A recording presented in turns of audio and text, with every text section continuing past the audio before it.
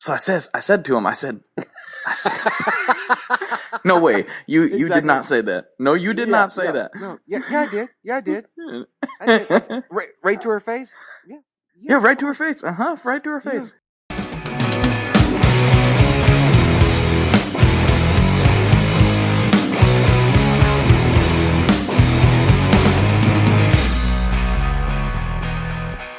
Hello, everybody. Welcome to today's edition of the ToneMob.com podcast, the show about guitar tone and people behind it. As you know, I'm Blake Weiland, and today I have the pleasure of sitting down with one Mr. Robert Keeley. How are you doing Oh, today, sir? man, been a great day. I lost my headphones, but there was a Target available, so I bought some new headphones. So the trials and tribulations of recording demos when you lose your headphones. Ah, yes. Otherwise, the day was picture perfect. Nice. Yeah. Recording demos. Are these new pedals or are these pedals that we have seen? Well, of course, every week you have a new pedal, so... Every week we have a new pedal is the mantra, but today was special because we had the Gold Star Reverb that's going to be released tomorrow, and Lance Seymour of Gear Talk Mm-hmm. did a demo, and I was going to do a technical demo on the distorted reverb, kind of a unwieldy beast to play, and the pedal offers a lot of different sounds and stuff like that. So I was going to try to record one. Everything was okay until I couldn't, listen to the tracks back to understand what I was doing. So at any rate, got some new Yeah. headphones, and maybe later on tonight I'll record some more. Right on. Right on. Yeah, Do you have a little like home studio that you do those in, or do you do them at the shop? I have the infancy, the genesis of a home recording studio. Um, and so upstairs in my office, I set up something, and I'm still playing with it. I don't really sit on camera too often, so that's going to be my future role, and so I'm looking forward to it, and I'm trying to have fun doing it. So I got to get all the pieces in place for the recording gear, monitoring, playback, understanding what I'm doing, Right, right. camera angles, lighting, all that stuff. So I really want to move into that, though. It's kind of fun to see the guy that at least directs, and I'm sure we'll talk about this more, directs what pedals are being produced and what sounds are being produced, to demonstrate them for people to show, what I like about the sounds and what I think is inspiring. That's very cool. I think people Yeah, will really enjoy that. I mean, there's lots of demo guys that do great work, and that's why they do it. But I think it'll be an interesting angle for you to approach it from that. I mean, sure. on a regular basis. There are companies Yeah. that do that, but if you're going to do it consistently, that's pretty awesome. Yeah, what's I'd have to use the word even jealous. The folks at Catlin Bread, I think the guy's name is Howard. Mm-hmm. He plays some incredible demos, and every time I watch it, I go away bruised and beaten because I'm like, that's exactly how I would do it. And now I can't do it because they've done it so perfectly. I have to walk away from it and go, okay, find your own place.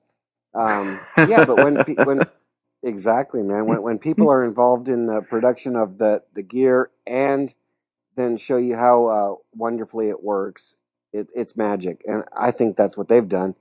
I want to do that for my pedals, so I just got to get set up for it. So, Nice, nice. So we oh can be yeah, looking forward to that very soon. Then I take it. oh yeah, yeah. I'm gonna put out a couple of them.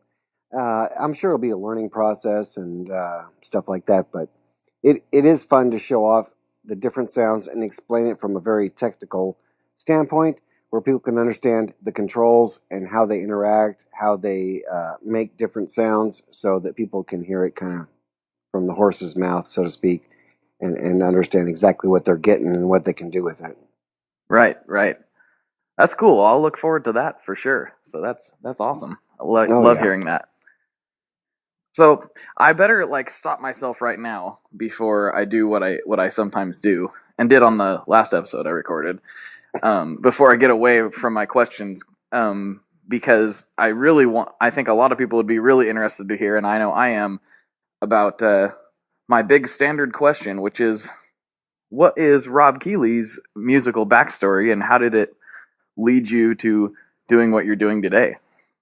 Man, I like my backstory. I like my history because my history started with uh, music. It started with my grandma buying me a guitar from a place in called the Music Gallery, which is still in business right outside of Chicago, Highland Park, Illinois.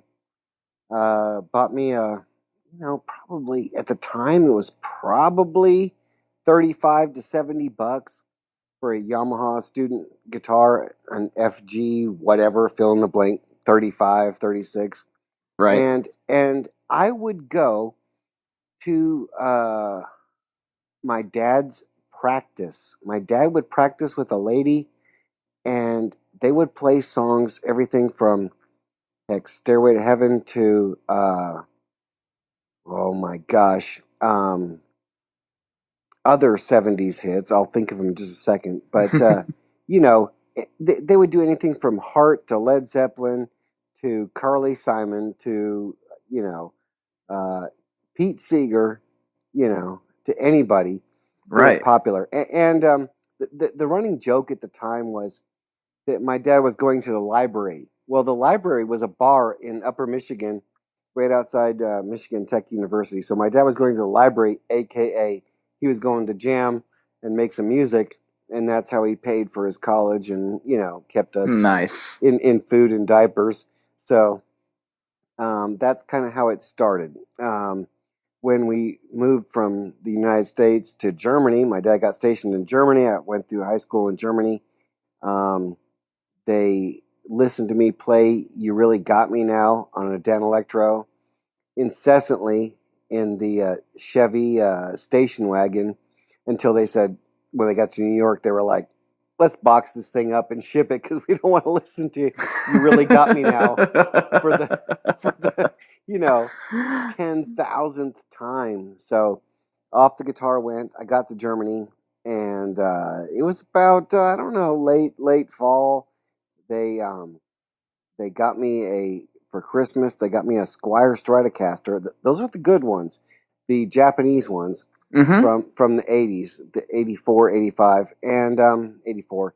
And so there I was, blessed with my dad's PV Deuce amplifier, this 6L6 monster that was like a Fender twin type of thing. Nice. And I know it was so awesome and so loud, and Squire Stratocaster, which in retrospect is a great guitar. So I had this incredible guitar, and incredible amplifier, and I lived out in a village far away from the rest of German civilization.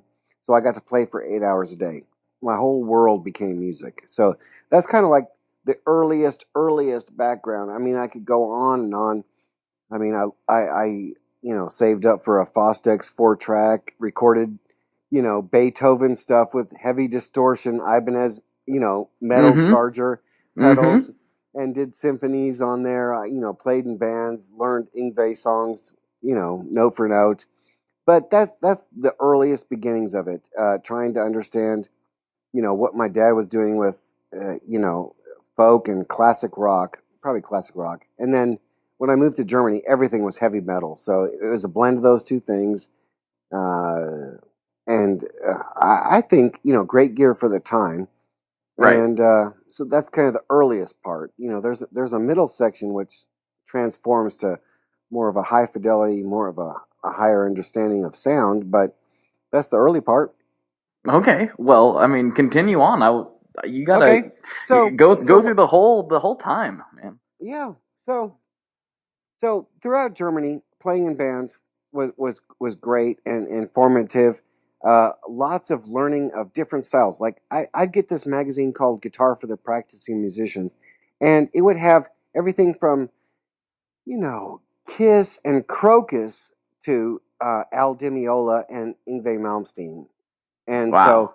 so there was no internet, there was no nothing like that. So I'd get the magazine, I'd be waiting anxiously everything is behind in Germany at the time. So I'd be waiting for the issue to come out, finally get the issue, and pore over it for, an entire month, learning the material. Then, when I moved from Germany to the United States, I worked in stereo stores.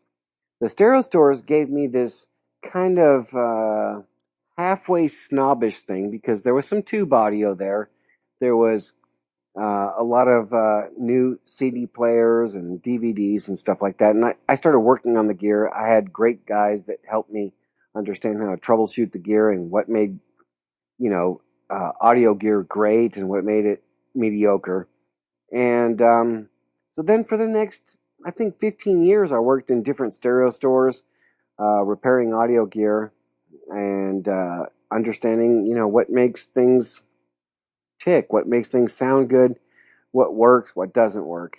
And often I go ahead and say that stuff um, was really informative and formative in my development of the early mods, the early Keeley Electronics gear, like the compressor and stuff like that, because the parts I chose were the same parts I saw in the high-end gear.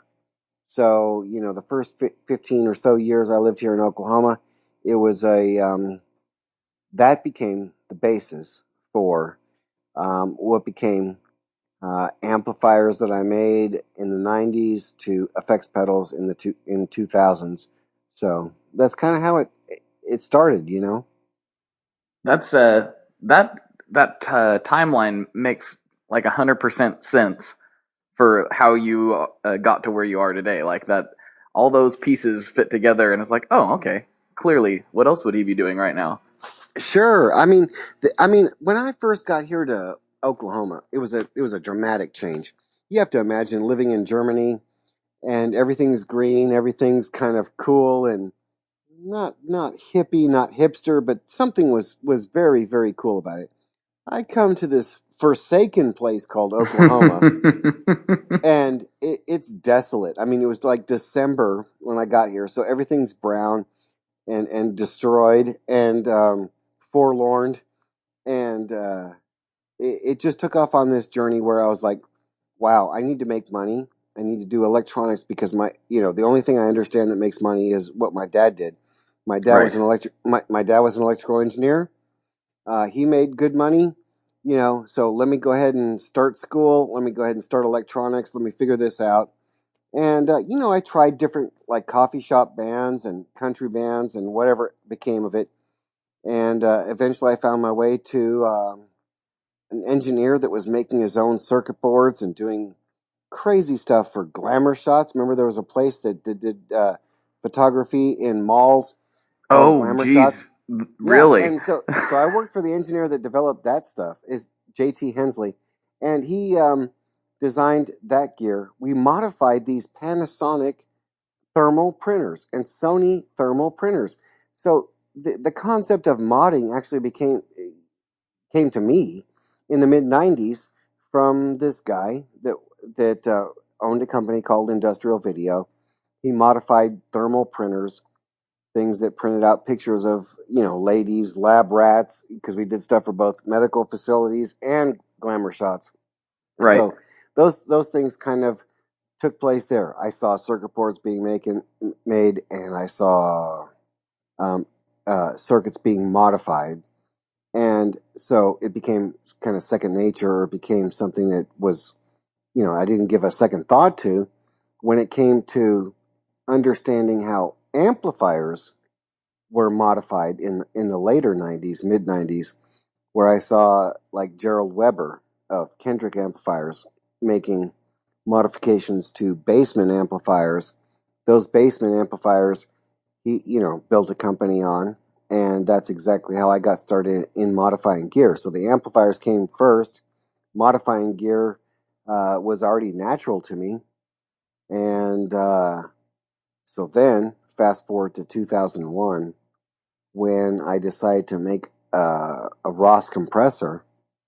It was very easy to use the stuff that I had learned in the hi-fi gear, modifying equipment, making my own circuit board, and producing a product, because that's what I had done with the glamour shot stuff and the stuff for the health science center and the medical facility stuff. So making my own product seemed very natural. At the time, it was kind of new. I mean, there was, Mike Fuller, Analog Man, uh, a couple other folks, Right. and so it was a lot of fun making that gear at the time.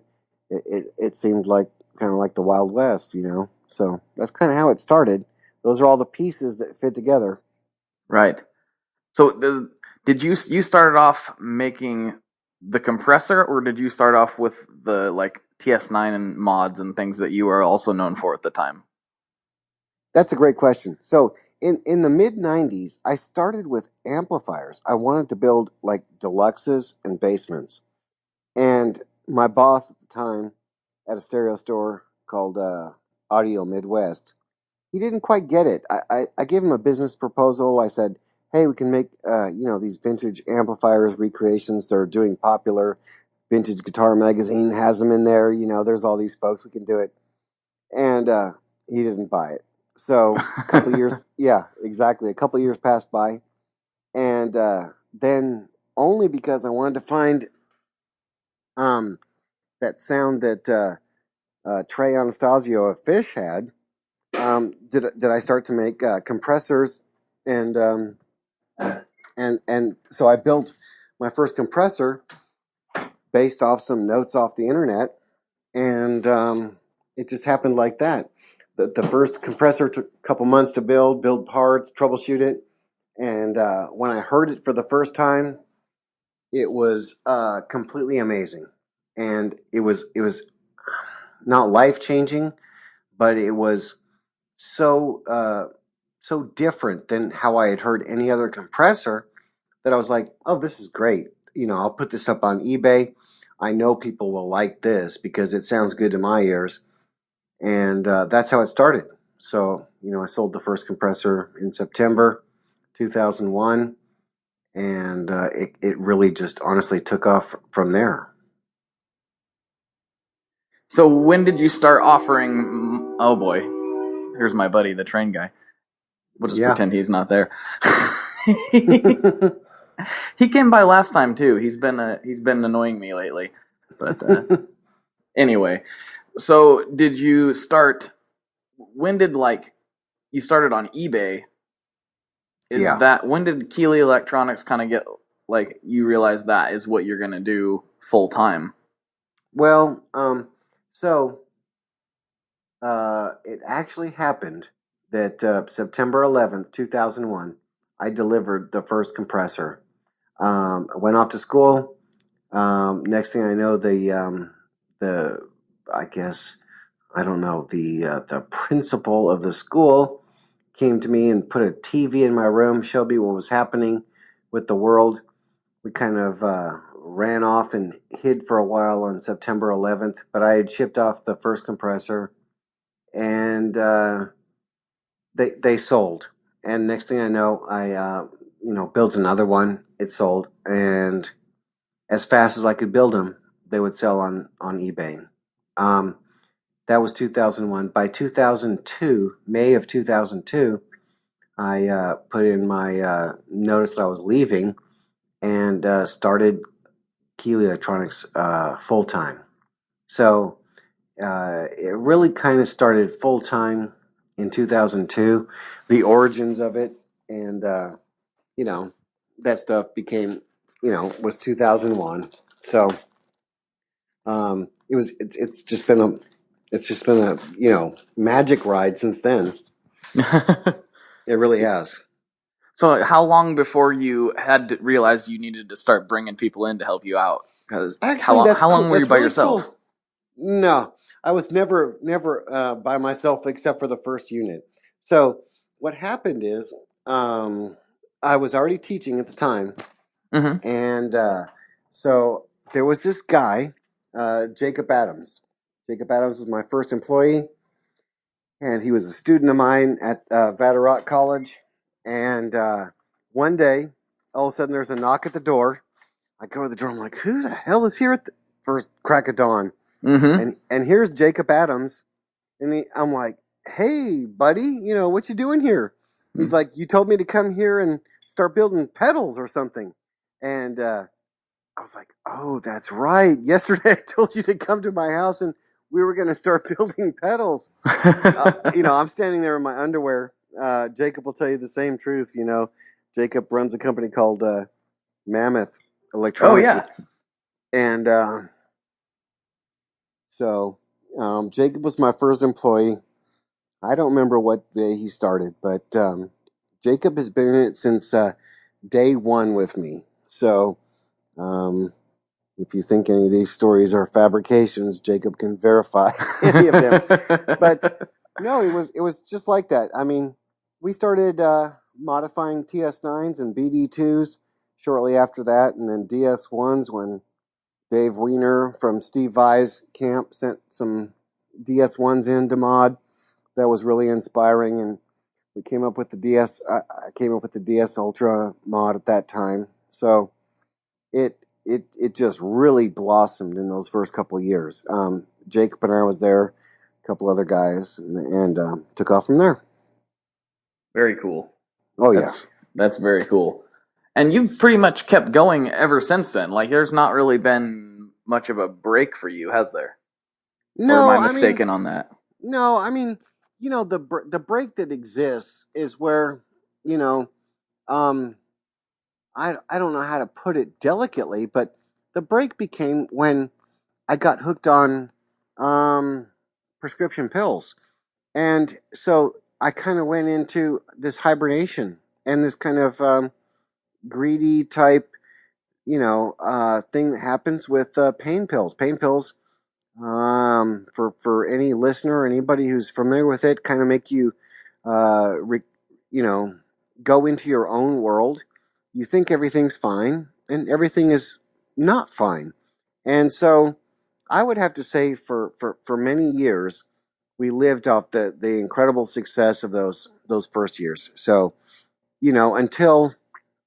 until I quit pills in 2012, the company was kind of running on autopilot. I had a couple people that, like Jacob, that did some absolutely fantastic work with me. I had a couple engineers, Sylvester and another guy that helped me with the phaser and the Luna. Mm-hmm. But the company kind of stagnated while every other company, JHS, Earthquaker, Wampler, Catlin Bread, kind of grew up around me. So when I finally opened my eyes in February of 2012, I had a lot of very serious competition. So, um, we enjoyed some great success in the mid 2000s, and it slowly petered out until woke up, and then I formed a new team of folks that have brought about all this incredible change. That's I think groundbreaking for the effects world. I think we've had our best year ever, and that's what's happening now. So that's interesting. I don't know if very many people know about that part of your life. What did it? Was there like a did the people you were working with know that you were having trouble, or was it kind of a you kept it to yourself type of thing because you didn't think it was a No, problem? that's really interesting. I think some people knew, some people understood. But it's kind of like I was the boss, so they didn't want to say anything. Right. So it kind of I got to you know I bought endless guitars. I bought fancy Porsches. I mean, it was crazy type. You know, I don't know. Ill-gotten gains is what I call it. Ill-gotten gains. And Okay. so I had a tremendous amount of success, and the people around me noticed it, were very concerned, but chose to move on, or which I don't blame them one bit. Chose to move on, and it kind of allowed me to find a place where I needed to make a definitive change and move on, and that's what happened in 2012. I said, you know, um, this is not working at all. Right. This is not working at all. I had what's now an ex-wife that, was instrumental in the destruction of the company. I had myself instrumental in the destruction of the company. And I said, okay, enough with all that. And I moved on. I said, that's it. Time to quit and time to move on. Quit the pills. Found people that were very supportive of me. So, like Lisa Hale, and who I hope we talk a whole bunch about, Creighton Hale, came in and were instrumental in helping me get through not only the year and a half divorce, but then transforming the company with new designs and new product and increasing our skill level. I don't know how many fold, tenfold would be probably shy of what we've done. So Right. it's that kind of, transformation where I said, enough of this. I want something better. I'm so tired of being, in the gutter. Even though the money was coming in. I mean, heck, even at the worst point during that stuff, I think we were making something, obscene, like $2 million a year, but it quickly fell away. It quickly vanished because I had so much good competition and no support structure after years of just living off the compressor and katana. So Right. that change in 2012 couldn't have come any sooner. It was perfect timing. It really was, and that's I think it's kind of interesting if you step back and look at it from a consumer standpoint. Now that you've laid that story out for us, Hmm. you can see the change right in that time frame. Oh yeah, It's visible sure. from a product standpoint, and not that anybody knew you were having trouble. I'm sure from a consumer standpoint, but it's obvious that there was a big shift at that point in the game. Sure, sure. I mean, the first thing that came out was like a red dirt. It was essentially our TS9 Hmm. on a new platform, and then a whole year later, Creighton and I developed the Seafoam, which was incredibly difficult to do. It was unique. It wasn't a copy of anything, um, but those two pedals took a full year, and then 2014 unleashed, and it was a pedal a month, and then now you've seen 2015. We can do anything. We can almost poke fun at manufacturing a new sound. We can do one, you know, every couple of weeks. We can do one in front of the camera. So it took a lot of background work to build up the platform, the skills. Um, Aaron Tackett doing CNC stuff, and then eventually in 2015 doing DSP stuff. All these partners, if you will, came into play. So it's that's what happened in the past 2 years.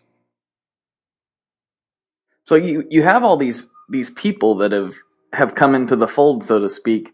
Where do you track down that level of talent and then have as many of them as you have? I mean, that's just like people would kill Um, for that. yeah. So what happens is they kind of fall in your lap, or they kind of exist, but then once you realize it, you have to foster that talent. You have to not only push them to do their job and to learn new things, but then you have to let them grow on their own. So that's been I mean, that is the complete key to success. Once you have the talent there, you have to force them to learn new things.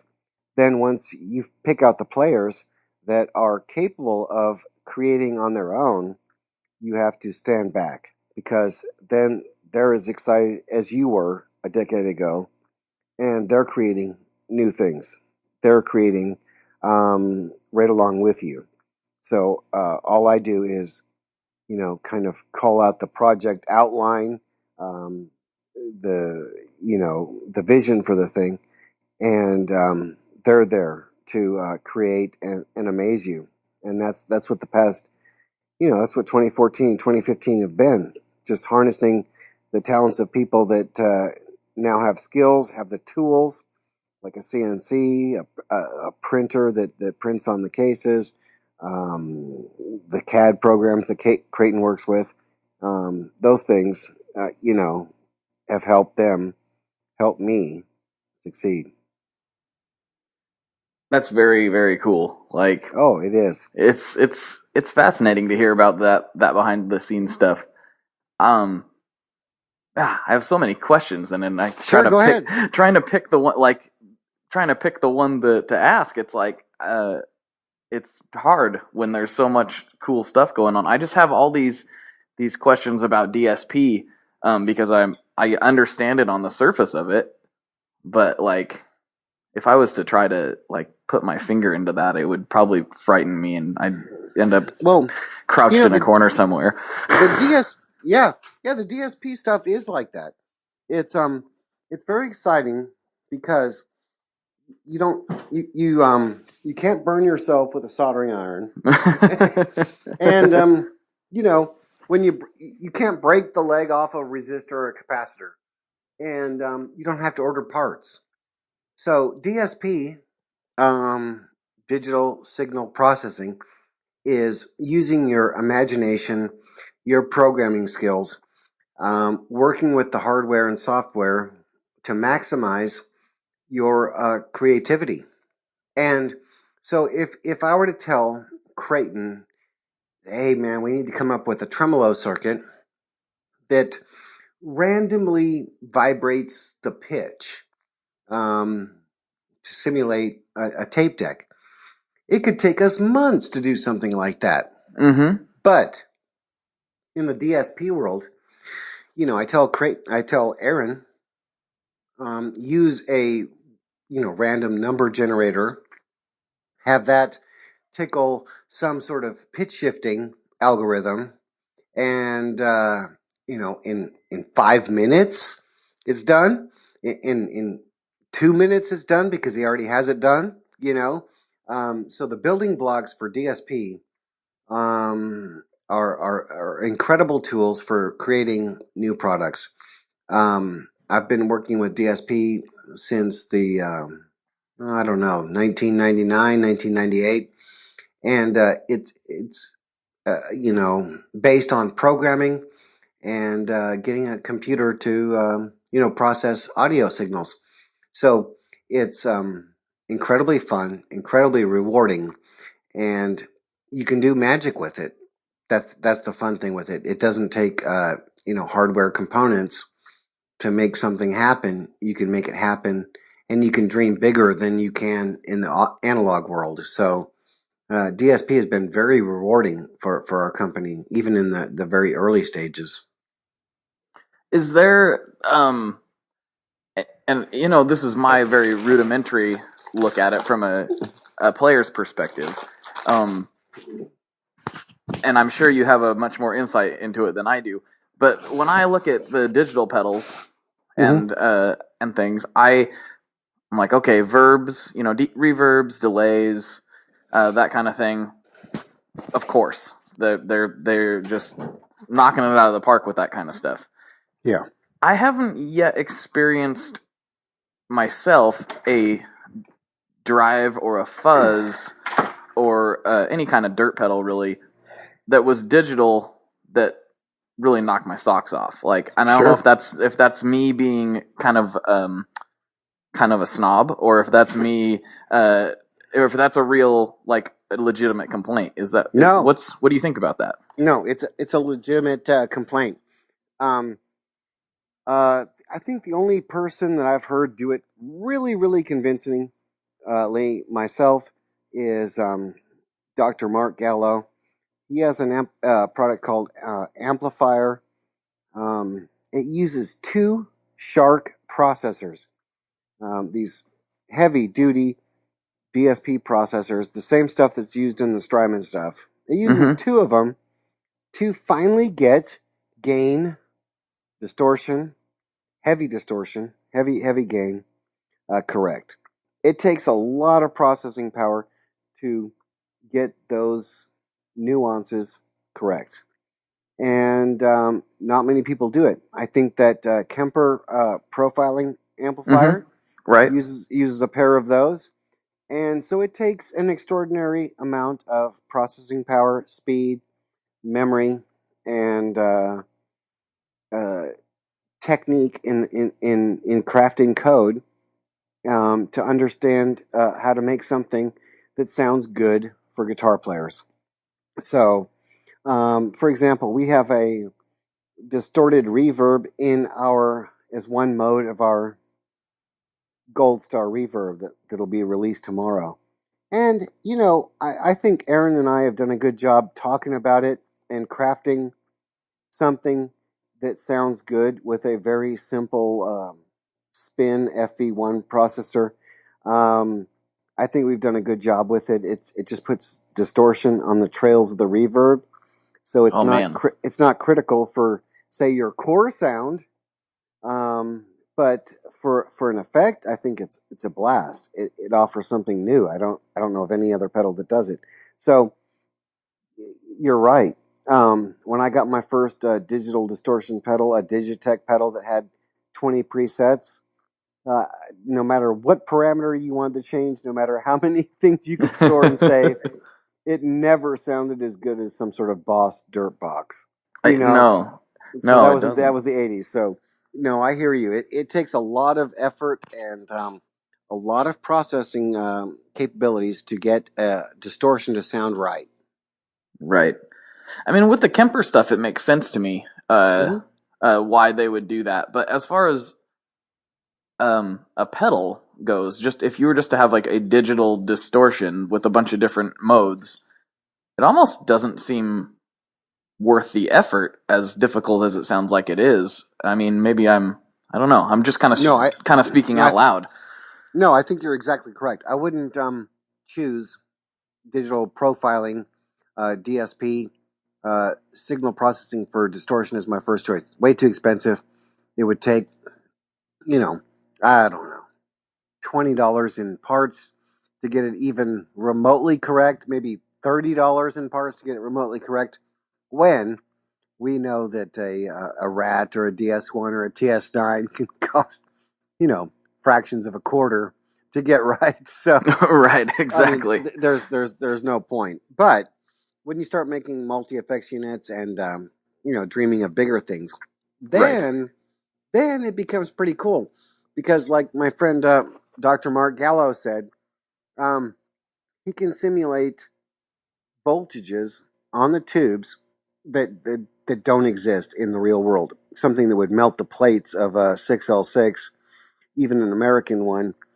He can simulate things that just simply couldn't exist, but that sound delicious, sound fantastic outside the realm of reality.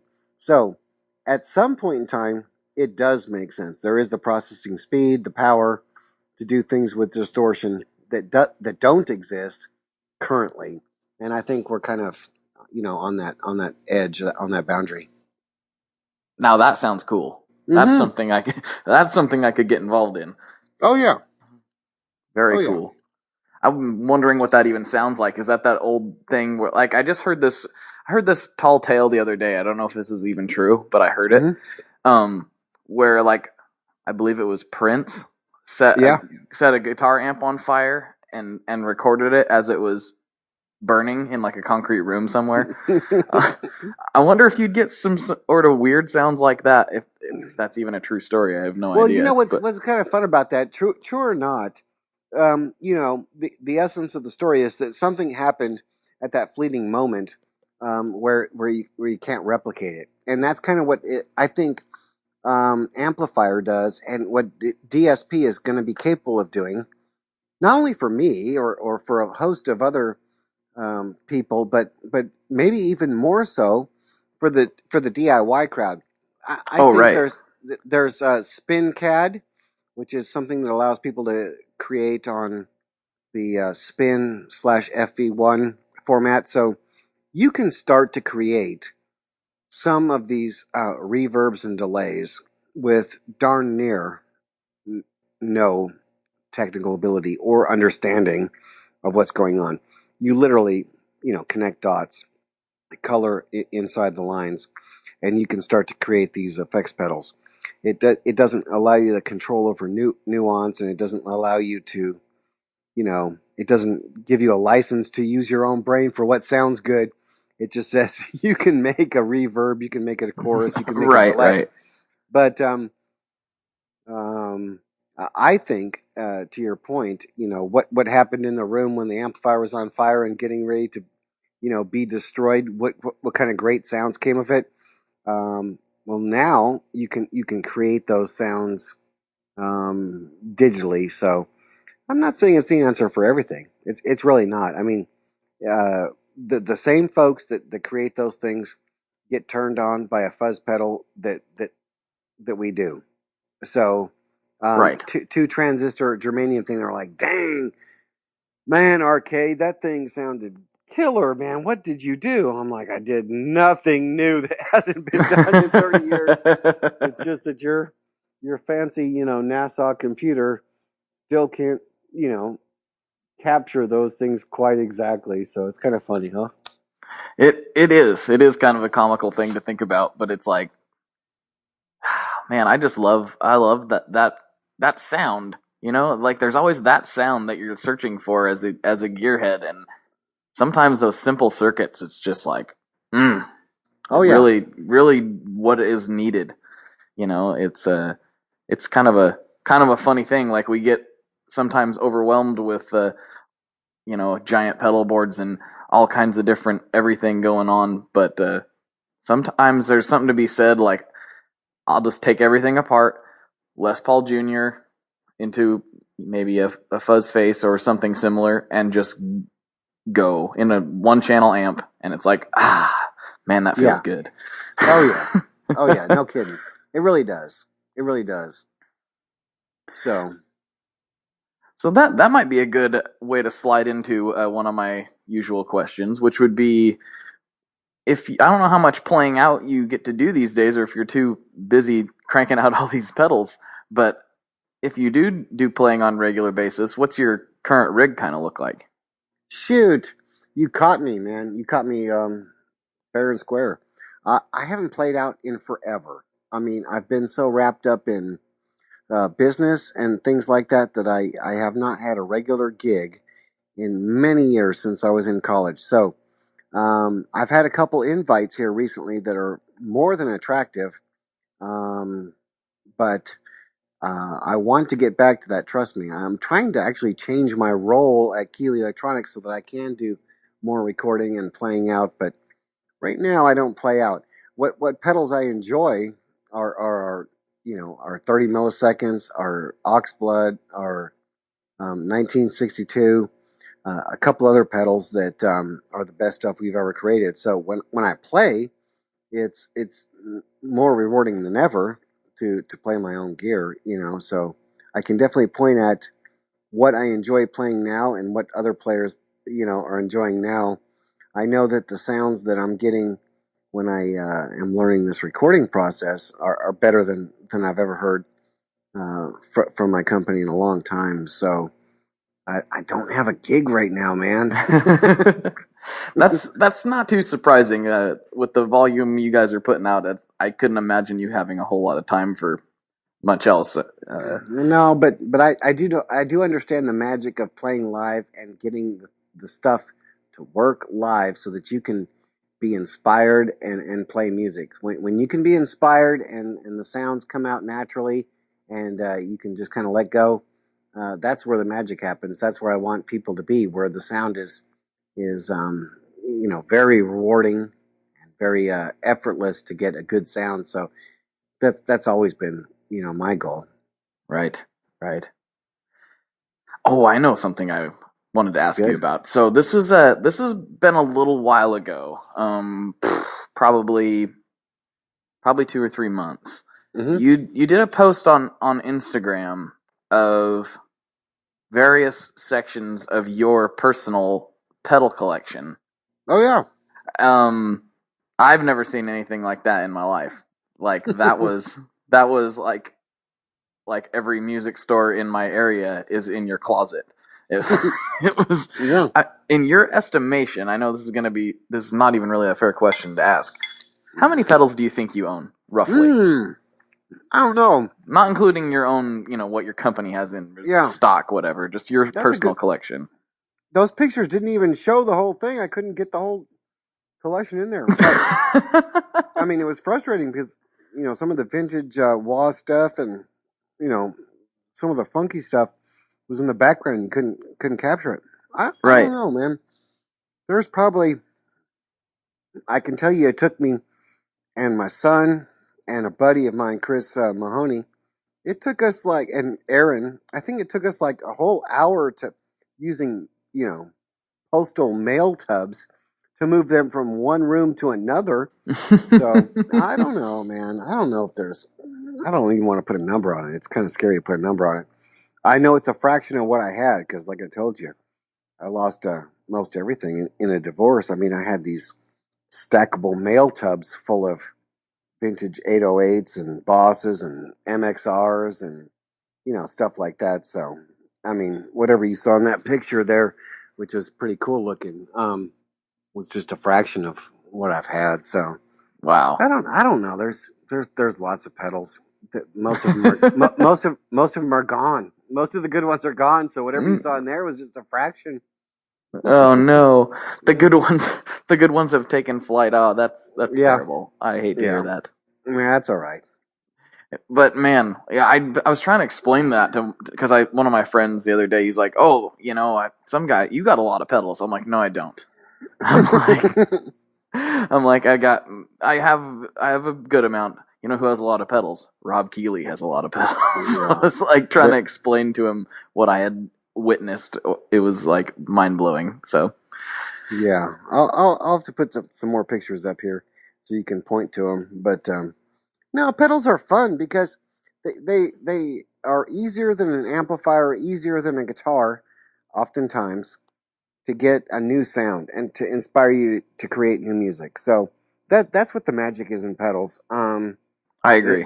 It's a quick way to find your muse, find some way to get inspired.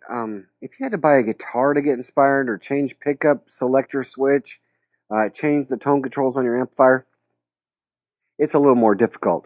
But if you can, um, I'm not saying it's necessarily better, but it is a way to get the creative juices flowing and to start creating, and that's what it's about. So, Most definitely. Most oh yeah. definitely. So let's see. I'm looking through things here. I'm so professional. No, you're good. Uh, You're good. um, do you have a particularly like a favorite circuit? Now that's hard, not really fair to Hmm. ask, but do you have like you could just point to one and be like either one you've created or just one that you're really impressed with? Hmm. Well, that's a good question because some of the circuits that I'm impressed with, I don't fully understand or know by heart or anything like that. For example, I think the Line 6 DL4 is a complex, beautiful circuit. It's just as awesome to me as the Fender 5E3 Deluxe circuit. Mm-hmm. Um, a 1959 Fender Deluxe is just as inspiring and magical as that DL4 in my mind. So um, there's several circuits like that just make a lot of magic. I truly enjoy our new Oxblood in 1962. Those things um, are great sounding. They're very easy to play. They're fun to make music on. I enjoy our the platform that holds our 30 milliseconds or reverb. Those circuits sound good and are fun and inspiring. So I mean, there's classic circuits. Obviously, I like the TS9 quite a bit. I mean, who doesn't? Fun No circuit. kidding. It's very malleable. You can change it. You can do a bunch of different things with it. Um, So there's some circuits like that. A circuit I think is fun is the Neutron 3. The Neutron Oh, 3 that has thing's got, cool. Yeah. yeah, it's got all kinds of stuff you can learn from it, all kinds of different circuit elements that help your understanding of how sound works and how things become dynamic. That's what I like about that circuit a lot, is that there's a lot of filters so that the sound is, made vocal or, forced in one way or another. And then there's things that measure your pick attack and your playing so that it influences some other part of the circuit. And that's kind of what's made our DSP stuff a lot of fun, because instead of setting up big complex circuits that kind of weigh or measure your playing, your attack, what the envelope is, to control some other part of the circuit, you can do that so much more easily with DSP.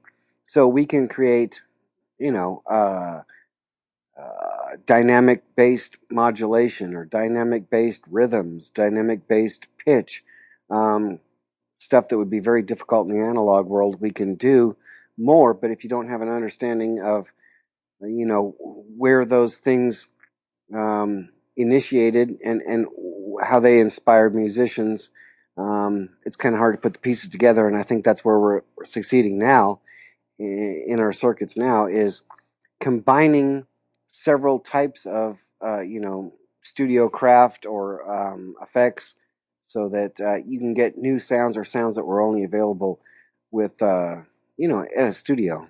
So the circuits that inspire me are the old ones and the new ones, but the Hmm. crazy stuff like the DL4 and some of the stuff we're doing, and those things. So Is there another company out right now that you would say is like doing super intriguing stuff that you are really impressed with? hmm, you know, man, it's so hard to pick favorites, because I feel like I've got a lot of friends in the industry, but I think Jamie Stillman with Mm-hmm. Earthquaker um, has inspired me in ways to make sounds that are outside the norm, so that people can further create. So although I don't listen to his catalog of effects so much, I think I understand where his forte in creating sound is. So um, his kind of crazy noisemaker thing is very inspiring to me. I think the Gold Star reverb that we'll come out with tomorrow kind of demonstrates how excited I am about sounds that are outside the norm. I think that companies like Wampler and JHS and Catlin Bread um, all bring something to the party, where they are definitely putting their best game forward, their best sounds forward, the best you know they can do, um, and core basic sounds. Um, you can't deny how good their stuff sounds.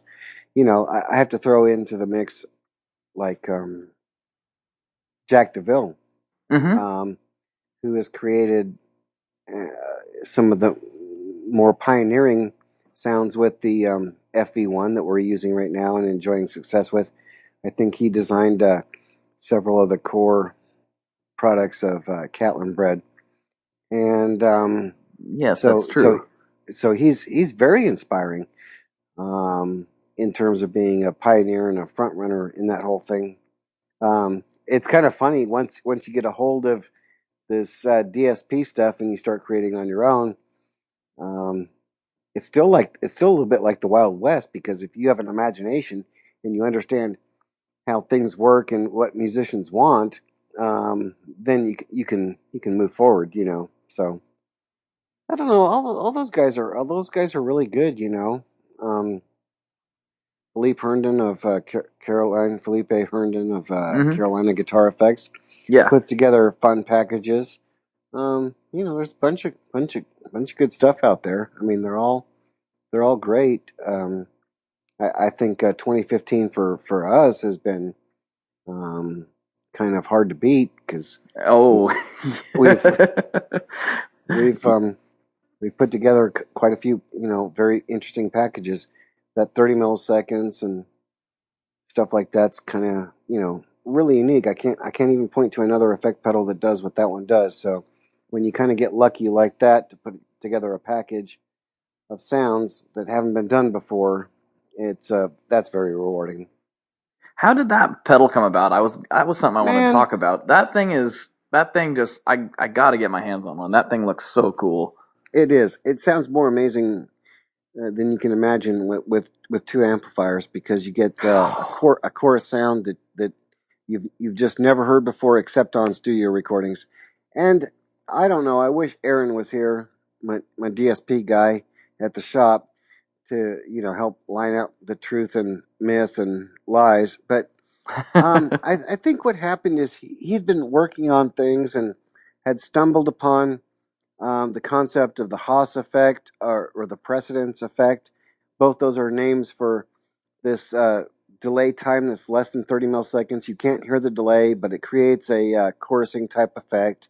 It has, phasing type effects and stuff like that. The Beatles, Ken Townsend and John Lennon, you know, crafted this sound because John Lennon was too lazy to re-record the vocals or guitar tracks, and that and that brilliant guy Ken Townsend, thought, hey, what if I feed the same track back in with a little bit of delay time? Can I not create something that sounds doubling? And sure enough, he created a sound that's now indispensable studio tool. So when Aaron started to talk about it, I think I pretty much jumped off the floor when I was testing some other sound and went, yeah, exactly. That's exactly what we need to do. I want an Abbey Roads, studio pedal. I want all those sounds. I want, random tape modulated double tracking. I want, straight up double tracking. I want the same chamber reverb that we put in that they use. I want our best approximation of all those sounds in one pedal, and then the graphics for the case became based on the Ampex tape reels and the Grateful Dead Dick's Pick stuff. So the whole package came together. The whole the sound was kind of formulated kind of that fast. It was like, yeah, that's exactly what we need to do because no one else is doing that, and Mm-hmm. that's a sound that we immediately love. If you listen to Mike Herman's doing "You're No Good" um, on his demo of the 30 Mm-hmm. milliseconds, Yes. it's mind-bogglingly good. I think it's still one of the best demos of my pedals that exist. Because it perfectly captures what could only be done in the studio, and now there's a pedal that does it. So that's kind of exciting. It's very exciting. Yeah, that is a Yeah, great demo. He does great work. So shoot, I think his music is like many opuses, many pieces of musical art. So I thoroughly enjoy working with him and the sounds he creates. I think they're a lot of fun. yeah, he does awesome. He's one of my favorite guys to watch. So Oh yeah, that's fantastic. yeah. Oh man, there's so many questions I have, Rob. I'm not just saying that, but we are we have done what always happens is I get to the hour mark and I'm not done talking yet. Well, you can schedule part two. I'm gonna have to because Mm-hmm. this has been an excellent chat. But most people if they're already at work, they've made the commute and now Yeah, they're watching Mike Herman's demos in their cubicle. So exactly. Awesome. well, Awesome. thank you so much for taking the time. I really appreciate it. It was just I love Blake, hearing all your stories. It's awesome. Blake, it's so fun. This business is fantastic. I hope people listen for a couple seconds more. I take this job very seriously. I know everyone else does too. I know everyone's trying to make the best product out there, but I somehow feel that that I am trying my best to make inspiring sounds. Not just sounds that work, not just pedals that work, but sounds that you can create new music with. And so I hope I'm doing that. Sometimes I do, sometimes I don't. But that's what I'm hoping for. That's what I think I'm best at. It's like, yes, that sounds good. That's what I would listen to. That's what I know works for people. And so hopefully that's what people take away from Keeley Electronics, Most definitely. Well, again, thanks, Rob. I think you're doing a great job. Keep doing what you're doing. Us gearheads really are digging it. So Great. if it ain't broke, don't fix it. Keep going. Oh yeah. I'll keep that. My team is kicking butt right now. So watch out for 2016. Love it. So, is there good. anything you want to? I forget to do this sometimes, and shame on me, but I'm getting better. Is there anything you'd like to shamelessly plug for anybody who is listening? Something coming up new, where they can find your stuff, etc., etc., etc. No, I mean I just visit the website, just check out the new stuff because we've got for the NAMM show we have a bunch of tone workstations, which are 3 and 4 multi-effect type units that'll be at the NAMM show in January out in Los Angeles. Oh, cool. So we've got that. We've got a flanger on deck. We have a pedal we call Capital Reverb that's on deck, based on the Reverb Chambers Les Paul, designed for Capitol Records. So, man, it's just there's so much stuff on deck and so much stuff we're having fun with that I just hope people keep on, finding something that inspires them. So that's it. Very good. Well, I'll definitely put your website link in the show notes. Everybody, you can check out everything that Rob and the team are doing through that link. Yeah, perfect. So, thank you very much again, Rob, for taking the time. And you're very welcome. I will go ahead and close out by saying, for Rob Keeley, I'm Blake Weiland, and everybody, good luck and good tones. All right. Thank you. Thank you. Talk to you later. Talk to you later. Bye. Bye. All right, that does it for this week's episode. As always, thank you very much for tuning in. I really appreciate it, and thank you to Mr. Keeley for coming on the program. That was highly enlightening and very enjoyable for me, so I hope you guys loved it as much as I did. One last thing is, if you have not yet, don't forget to head over to tonemob.com and hit the Join the Mob button, because if you hadn't done that already, that means you missed the Christmas special that I put out with Mr. Keeley himself. So that was good times, and you don't want to miss more subscriber-exclusive things like that. So head over to tonemob.com and hit Join the Mob. That does it for this week. I'll be back next week with another episode. Have fun, stay safe, and play with more fuzz.